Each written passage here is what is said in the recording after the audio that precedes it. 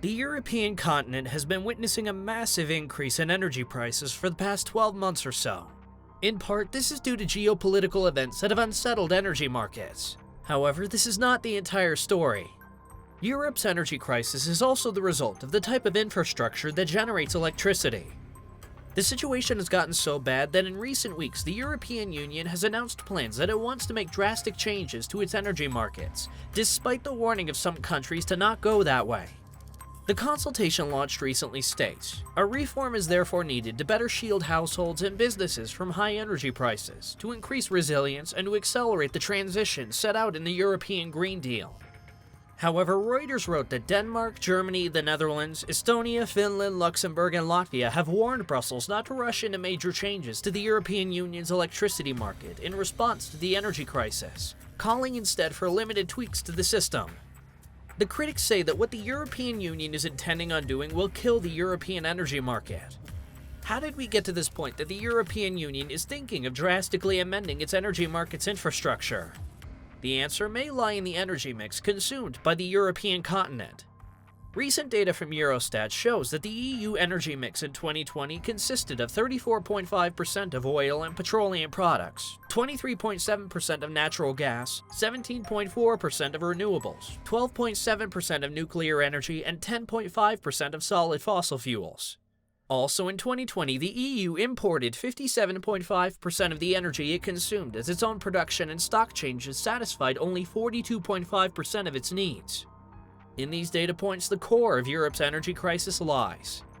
Over 50% of Europe's energy came from oil and gas, two commodities that have seen their prices increase or fluctuate massively over the past year or so. A good part of this was also imported, almost 60% of its total energy. In other words, Europe's energy needs are largely at the mercy of markets. A while back, Politico wrote on this matter, stating, "Electricity prices are hitting record highs across Europe, slamming people with higher power bills and putting politicians on the spot." The short answer as to why power prices are so high is they're piggybacking on soaring natural gas prices, used across Europe to generate a key percentage of electricity. But there is a further issue with Europe's current state of energy mix. Relying on fossil fuels is not sustainable.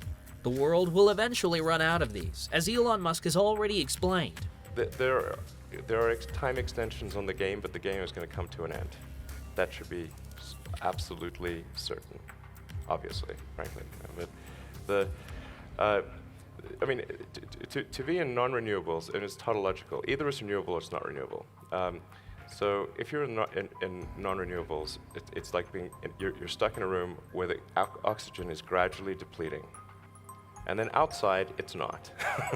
So you want to get out that room. And I think the ones that get out of the room sooner will be better off. The main exporter of natural gas to Europe was Russia. The pact between these two powers, in particular Germany and Moscow, was a way to maintain diplomacy after World War II, and a key reason why the Cold War did not escalate beyond control. However, this diplomatic bridge has broken down recently, for reasons we all know. An economic consequence of this has been a massive increase in prices of oil and natural gas. This development is forcing European countries to look elsewhere for their electricity needs.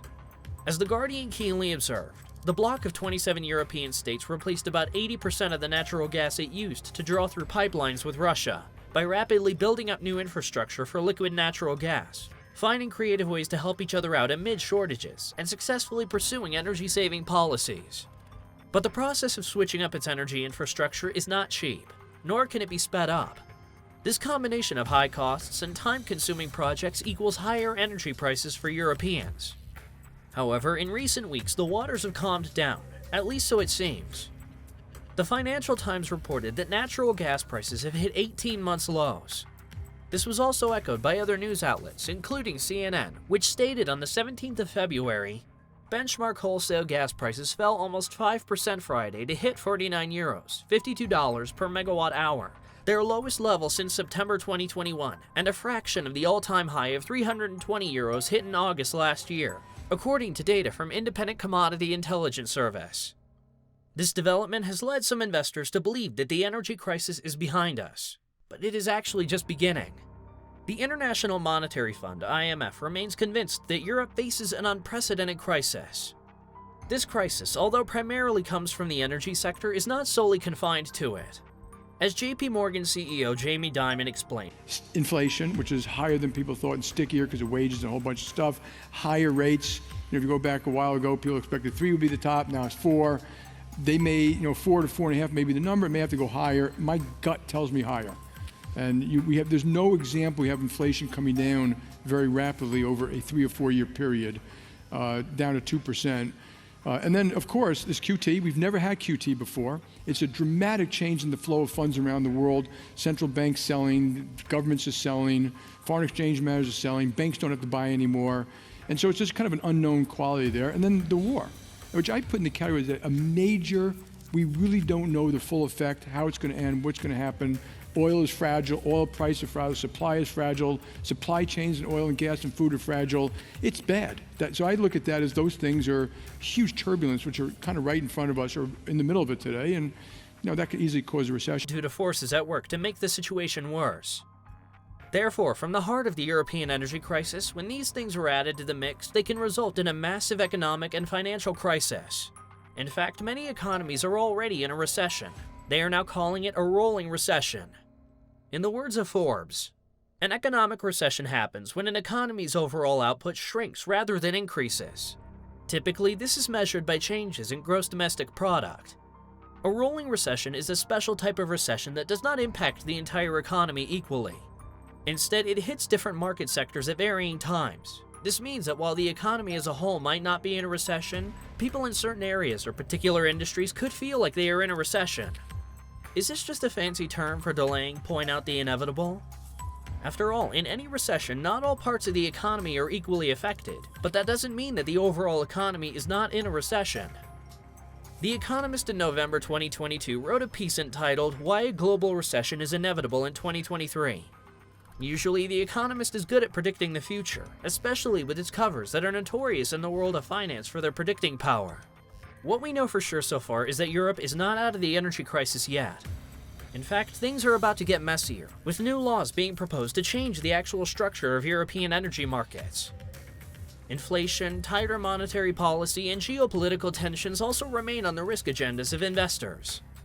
The optimism that has prevailed so far in 2023 might be short-lived. If we are to look at the data, it is over. The crisis is already here. Investors may have to adjust to the harsh reality faster than they think, and as if out of the blue. But do you agree with this analysis? As always, let us know your thoughts in the comments section below. For more content like this, click the subscribe button and hit a like. It helps more people get the latest analysis in their feed. Thank you for watching, and see you next time.